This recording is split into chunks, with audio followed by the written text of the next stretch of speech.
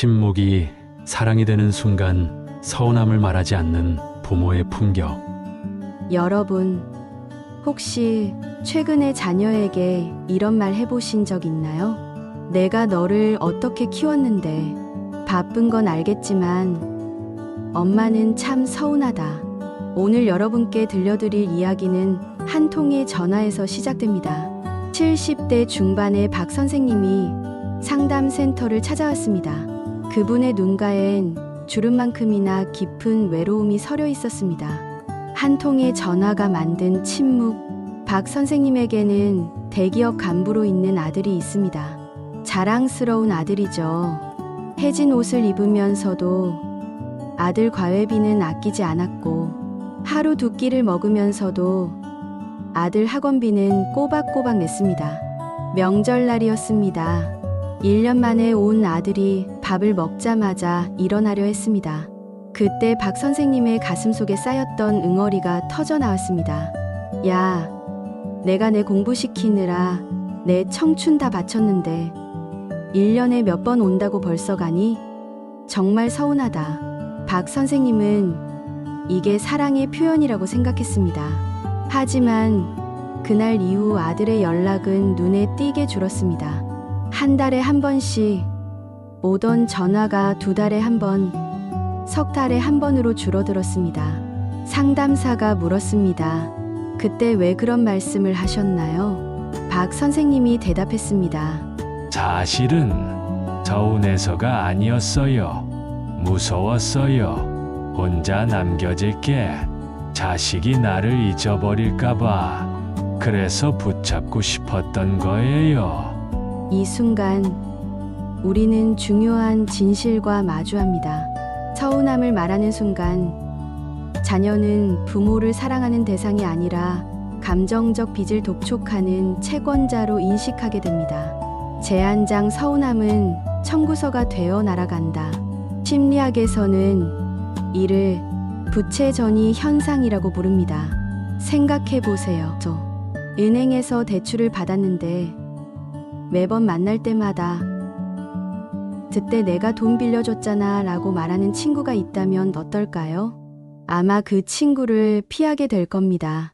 빚을 갚았는데도 계속 그 이야기만 한다면요. 부모와 자식의 관계도 마찬가지입니다. 부모의 입장, 나는 사랑을 줬으니 너도 관심을 달라. 자녀의 입장, 아, 내가 아직도 갚지 못한 빚이 있구나. 만나면 또 고지서를 내밀겠지. 30대 후반의 워킹맘 지영씨 이야기를 들어보겠습니다. 지영씨는 아침 6시에 일어나 아이들 밥을 먹이고 회사에 가서 하루 종일 일하고 저녁에 집에 와서 다시 아이들을 돌봅니다. 주말에는 밀린 집안일을 하느라 정신이 없습니다. 어느 날 밤 10시 친정엄마에게서 전화가 왔습니다. 지영아, 너는 어떻게 엄마 안부 전화 한 통이 없니? 키워준 보람이 없다. 엄마는 요새 몸도 아프고 마음도 허전해서 잠이 안 와. 이 말을 들은 지영씨, 눈물을 흘렸을까요? 아닙니다. 지영씨는 그날 밤 남편에게 화풀이를 했습니다. 그리고 엄마의 전화를 보면 불안감이 먼저 올라온다고 했습니다. 또 뭐라고 하실까 하는 두려움이요. 자식은 부모의 감정을 해결할 능력이 없습니다. 성인 자녀는 이미 자기 삶의 무게만으로도 한계치에 다다른 상태입니다. 여기서 핵심은 이것입니다. 자녀는 부모의 외로움을 해결할 열쇠를 쥐고 있지 않습니다. 부모의 외로움은 부모 스스로의 삶의 밀도를 높여야 해결되는 문제지, 자녀가 5분 더 통화해준다고 채워지는 것이 아닙니다. 부모의 감정적 독립이 이루어지지 않으면 자녀는 부모를 부모가 아니라 짐으로 여기기 시작합니다. 재두장 자식이 멀어지는 진짜 이유. 한국건강가정진흥원에 따르면 가족 내 갈등, 고민으로 가정상담센터를 찾는 인구가 2009년 94,021명에서 2014년 16만 7,888명으로 급증했습니다. 왜 이런 일이 벌어질까요? 첫째, 해준 이야기를 반복합니다. 돈, 시간, 희생을 끊임없이 언급합니다. 처음엔 고마움이 생기지만 점점 부담으로 바뀝니다. 60대 김 여사님의 이야기입니다. 김 여사님은 딸과 통화할 때마다 이렇게 말했습니다. 내가 너 대학 보내느라 얼마나 고생했는지 아니? 아버지랑 식당 일하면서 손이 얼마나 부르텄는데. 처음 몇 번은 딸도 엄마 고마워요 라고 했습니다. 하지만 5년, 10년이 지나도 똑같은 이야기가 반복되자 딸은 이렇게 말했습니다. 엄마, 저 그 이야기 이제 듣기 싫어요. 제가 엄마한테 대학 보내달라고 한 적 없잖아요. 엄마가 원해서 하신 거잖아요. 그날 이후 모녀 관계는 회복 불가능한 강을 건넜습니다. 둘째, 감정의 불안정함입니다. 기분 좋을 땐 잘해주다가도 갑자기 화를 내고 말투가 들쭉날쭉한 부모는 자식에게 지속적인 긴장감을 줍니다. 셋째, 자녀에 대한 지나친 간섭입니다. 직업, 결혼, 육아 문제까지 자식의 삶을 끊임없이 개입하고 통제하려 합니다. 자율성은 인간에게 매우 중요한 요소로 이를 침해당한 사람은 심각한 부작용을 보입니다. 위협감, 긴장, 불쾌감, 좌절과 짜증, 타인을 향한 무관심, 공격적인 반응, 무기력 등이 나타납니다. 제세장 80세 할머니의 기적. 하지만 희망은 있습니다. 전략을 바꾼 80세 이 할머니의 이야기입니다. 이 할머니도 처음엔 서운함이 많았습니다. 아들이 한 달에 한 번도 전화하지 않았습니다. 명절에만 잠깐 들렀다 갔습니다. 할머니는 매번 이렇게 말했습니다. 너는 엄마가 죽어도 모를 것 같다. 내가 너 키우느라 얼마나 고생했는데. 그러던 어느 날 할머니는 복지관에서 한 강연을 들었습니다. 제목은 놓아줘야 가까워진다였습니다. 그날 밤 할머니는 결심했습니다. 자식에게 기대를 버리자. 내 인생은 내가 책임지자. 다음 날부터 할머니는 복지관에 나가기 시작했습니다. 노래교실에 다니고 댄스 동아리에 가입했습니다. 친구들과 등산도 다녔습니다. 매일 일기를 쓰며 감사한 일 3가지를 적었습니다. 한 달이 지나 아들에게서 전화가 왔습니다. 할머니는 예전처럼 왜 이제 전화했니? 라고 묻지 않았습니다. 대신 이렇게 말했습니다. 아들, 바쁠 텐데 전화해줘서 고맙다. 엄마는 요즘 친구들이랑 복지관 다니느라 너무 바빠. 어제는 댄스 경연대회에서 2등도 했어. 걱정하지 마라. 사랑한다. 아들은 깜짝 놀랐습니다. 엄마가 왜 이렇게 밝지? 무슨 좋은 일이 있나? 그 후 어떤 일이 벌어졌을까요? 아들이 먼저 전화를 걸기 시작했습니다. 엄마, 오늘 점심 뭐 드셨어요? 주말에는 직접 찾아와서 함께 밥을 먹었습니다. 용돈도 기쁜 마음으로 보내왔습니다. 할머니가 바뀐 건 단 하나, 서운함을 말하지 않기로 한 것. 자식에게 도움이 되는 부모는 경제력보다 태도에서 먼저 갈립니다. 자식이 잘 되기를 바라지만 그 기대를 자식에게 의지로 바꾸지 않습니다. 제내장 관계 경영의 3원칙. 서운함을 말하지 않는 것은 참는 것이 아닙니다. 그것은 관계를 전략적으로 경영하는 것입니다. 첫째, 기대를 낮추고 타인으로 인정하세요.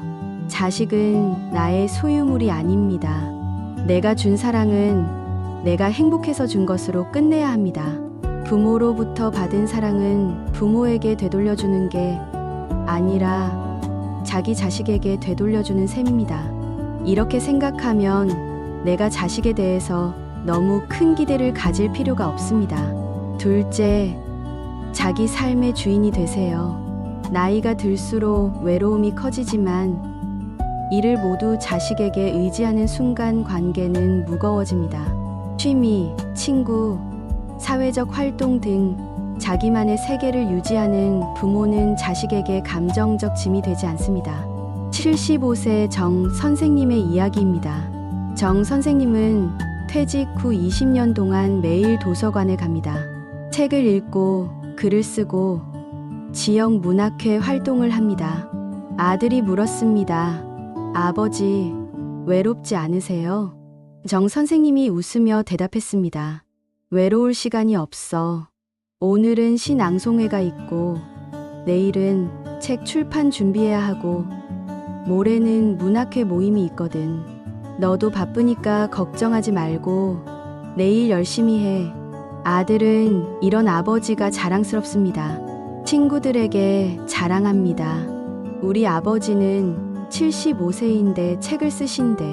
명절 때도 기쁜 마음으로 찾아갑니다. 부담이 아니라 존경심 때문에요. 셋째, 서운함을 감사로 번역하세요. 서운하다는 공격이지만 고맙다는 유혹입니다. 사람은 자신을 고마워하는 사람 곁에 머물고 싶어 합니다.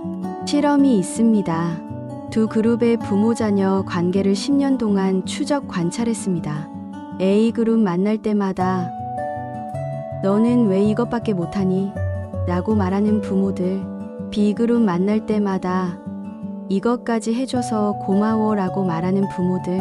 10년 후 A그룹 자녀들의 70%가 부모와의 연락을 최소화했습니다. 반면 B그룹 자녀들의 85%가 주 1회 이상 부모와 연락했고 50%가 한 달에 한 번 이상 직접 방문했습니다. 품위 있는 말투는 가장 큰 효도심을 불러일으킵니다. 큰 소리, 비난, 요구형 말투는 나이가 들수록 자식에게 멀어지게 만듭니다. 제5장 부정성 효과를 극복하기. 심리학에서 부정성 효과란 부정적 특징이 긍정적 특징보다 강렬하게 인식되는 것을 뜻합니다. 자녀들은 부모가 잘해줬던 것보다는 못해줬던 것을 더 확실하게 오랫동안 기억합니다. 이것은 인간의 본능입니다. 원시시대부터 인간은 위험한 경험을 오래 기억함으로써 생존할 수 있었습니다. 그렇다면 부모는 어떻게 해야 할까요? 더 많은 긍정을 쌓으세요. 심리학 연구에 따르면 부정적 경험 하나를 상쇄하려면 긍정적 경험이 최소 5개는 필요합니다. 예를 들어, 한번 너는 왜 이것밖에 못하니? 라고 말했다면 그것을 상쇄하려면 고맙다, 잘했어, 사랑한다를 최소 5번은 말해야 합니다. 65세 최 여사님의 사례입니다. 최 여사님은 딸과의 관계가 좋지 않았습니다. 딸이 명절에도 잘 오지 않았습니다. 상담을 받은 후 최 여사님은 매일 딸에게 감사 문자를 보내기 시작했습니다. 오늘 내가 보낸 반찬 먹었어. 정말 맛있었어. 고마워. 어제 전화해줘서 고마웠어. 내 목소리 들으니 하루가 행복했어. 내가 건강하게 잘 살아주는 것만으로도 엄마는 행복해. 처음에 딸은 어색해했습니다. 엄마가 왜 이러시지? 하지만 3개월이 지나자 딸의 마음이 움직이기 시작했습니다. 엄마, 주말에 아이들 데리고 갈게요. 엄마, 건강검진 받으셨어요? 제가 예약해 드릴까요? 최 여사님은 눈물을 흘리며 말했습니다. 내가 먼저 변하니까 딸도 변하더라고요. 40년 동안 서운함만 말했는데 3개월 동안 감사를 말하니까 관계가 완전히 달라졌어요. 제6장 경제적 독립이 정서적 안정을 만든다. 100세 시대, 부모가 자녀로부터 경제적 독립을 해야 합니다. 자녀에게 올인한 부모는 결국 자녀의 짐이 되기 때문입니다. 70대 후반 윤 선생님의 이야기입니다. 윤 선생님은 퇴직금 전부를 딸의 사업에 투자했습니다. 하지만 사업이 실패했고 딸은 파산했습니다. 윤 선생님은 노후 자금이 하나도 남지 않았습니다. 결국 딸의 집에 들어가 살게 되었습니다. 처음엔 괜찮았습니다. 하지만 시간이 지나면서 딸과의 관계가 틀어지기 시작했습니다. 아빠, 또 병원 가세요. 이번 달 병원비가 벌써 50만 원이에요. 아빠, 친구들 만나시면서 왜 이렇게 돈을 쓰세요? 윤 선생님은 딸의 눈치를 보게 되었습니다. 아프지만 병원에 가지 못했습니다. 친구를 만나고 싶지만 나가지 못했습니다. 윤 선생님은 상담사에게 말했습니다. 내가 돈만 있었어도, 내가 자립할 수 있었다면 딸과 이렇게까지 관계가 나빠지지는 않았을 텐데요. 경제적 독립은 가장 큰 정서적 도움입니다. 스스로의 생활을 책임지려는 태도를 유지하고 도움을 주더라도 기준과 한계를 분명히 하는 부모는 자식에게 부담이 아니라 신뢰가 됩니다. 마지막 선물은 걱정 끼치지 않는 뒷모습. 처음에 나왔던 박 선생님 기억하시나요? 아들에게 서운함을 토로한 후 연락이 끊긴 그분. 박 선생님은 6개월 동안 상담을 받았습니다. 그리고 삶의 방식을 완전히 바꿨습니다. 매일 아침 6시에 일어나 공원에서 운동했습니다. 도서관에서 책을 읽고 봉사활동을 시작했습니다. 복지관에서 컴퓨터를 배우고 유튜브 채널도 만들었습니다. 70대의 일상이라는 채널이었는데 구독자가 1만 명이 넘었습니다. 6개월 후 박 선생님이 먼저 아들에게 전화했습니다. 아들아, 그동안 미안했다. 아빠가 외로움을 내게 떠넘겼구나. 이제 아빠는 괜찮아. 요즘 너무 바빠서 외로울 시간이 없어. 너는 내 인생 열심히 살아. 아빠는 아빠 인생을 열심히 살게. 사랑한다. 아들은 울먹이며 대답했습니다. 아빠, 저도 사랑해요. 이번 주말에 갈게요. 그 후 아들은 주 1회 전화하고 한 달에 한 번은 꼭 방문합니다. 박 선생님의 유튜브 채널을 친구들에게 자랑합니다. 우리 아버지 멋있죠? 박 선생님이 상담사에게 말했습니다. 서운함을 참는 게 아니라 내려놓으니까 오히려 아들이 더 가까이 왔어요. 제가 행복하니까 아들도 저를 보면 행복해 하더라고요. 제가 배운 건 자식을 사랑하는 최고의 방법은 자식에게 짐이 되지 않는 거더라고요. 품격 있는 노후를 위한 재현. 부모님들, 오늘 이야기가 조금은 아프게 들리셨을지도 모르겠습니다. 어떻게 자식한테 서운하다는 말 한마디 못하냐고 억울해하실 수도 있습니다. 하지만 서운함을 가슴에 묻는 것은 자식에게 지는 것이 아닙니다.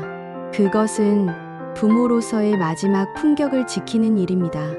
관계는 붙잡을수록 멀어지고 놓아줄수록 가까워지는 아이러니를 지닙니다.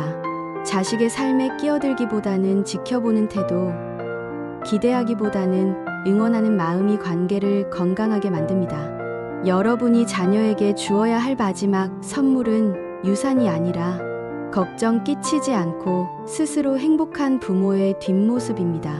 자녀가 부모를 떠올릴 때 죄책감이 아니라 그리움이 먼저 들게 하세요.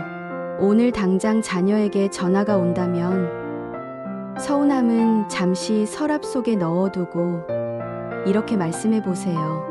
내 목소리 들으니 오늘 하루가 참 행복하구나. 사랑한다. 이 한마디가 여러분의 노후를 바꾸고 자녀의 마음속에 여러분을 영원히 그리운 부모로 각인시킬 것입니다. 기억하세요. 서운함은 말하는 순간 청구서가 됩니다. 자식은 부모의 외로움을 해결할 수 없습니다. 감사를 말하는 부모에게 자식이 모입니다. 경제적 정서적으로 독립한 부모가 존경받습니다. 자식을 놓아주는 것이 진짜 사랑입니다. 여러분의 건강하고 품격 있는 노후를 진심으로 응원합니다. 구독과 좋아요로 함께 해주세요. 댓글로 여러분의 경험이나 다짐을 남겨주시면 큰 힘이 됩니다. 지금까지 시청해주셔서 감사합니다.